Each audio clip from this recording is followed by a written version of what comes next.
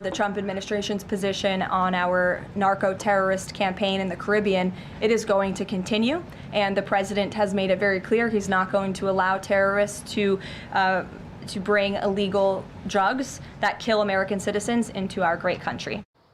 Caroline Leavitt, just a short time ago, and that as the world's largest aircraft carrier, the USS Gerald Ford, now in waters near Latin America as the U.S. ramps up its war on narco-terrorists. Venezuela ordering a massive military mobilization and drills, saying that it is determined to defend this homeland. That's a quote, to the death.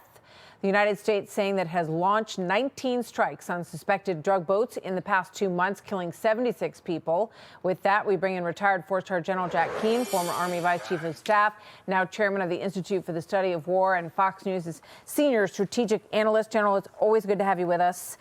Thank you very much for joining me. Maduro spoke to his people, saying that if we must go to armed struggle to defend this sacred heritage, we must be ready to win. So where is all of this headed, General? Well, certainly bringing the Gerald Ford to the table obviously is, in my mind, even as an Army officer, I will say there's nothing more that represents America's military superiority than an aircraft carrier. That is it. And I think that's a lot what this is about. It's demonstrating clearly to Maduro and those who are surrounding him the military might of the United States, that we've already essentially knocked out their sea transportation in distributing narco-trafficking along those routes. And we're obviously threatening to do much the same on the land, and also the implications that we would take down the regime physically using military power. I think all of that is sort of all at play, and we're trying to send that message. Why? My view is I think we're trying to put pressure on those that are propping up the regime, the elites, the strong men around Maduro who have political influence, and make them think through the question: do we really want to continue to support this guy when he's bringing all of this down on us? And for our viewers to understand, what makes Maduro so troubling to the United States, not certainly what he's done to his own people, which has been pretty horrific every day he's been in power, but the fact that he and the cartels are one. And distributing these drugs to the United States is obviously impacting the safety and health of the American people. That's why we're there. Not because he's a bad guy to his people, although we certainly don't like that, but because it's affecting the American people.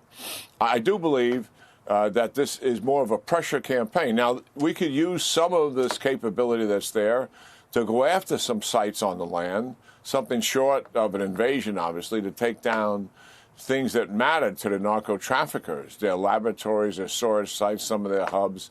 There's a whole litany of targets there that would be certainly available to them. But those who think that the United States is going to go to war and invade this country, certainly that's an option.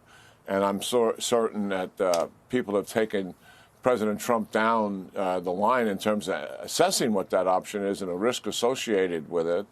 But certainly doing something like that, we have a lot of experience with. And you own everything after it. That's the challenge of something like that. I think they want an internal change of regime change here, pressured by the United States, but not something short of an invasion. Yeah, it seems like prior presidents have also felt that Maduro's days were numbered. He is like a cockroach. I mean, he's tough to get out of there.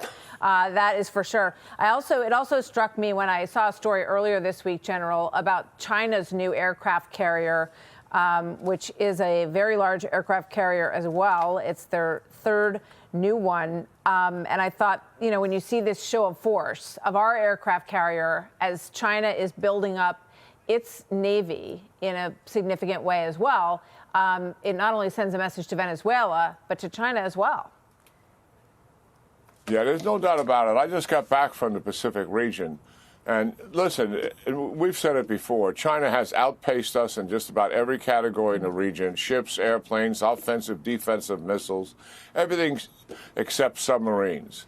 We've got to deploy more capability to the region to impose costs. We don't have to go platform to platform with them. We didn't do that with the Soviet Union, who overmatched us in just about everything. But we had enough forward deployed to make them realize if they took military action, it was in doubt whether they could succeed or not.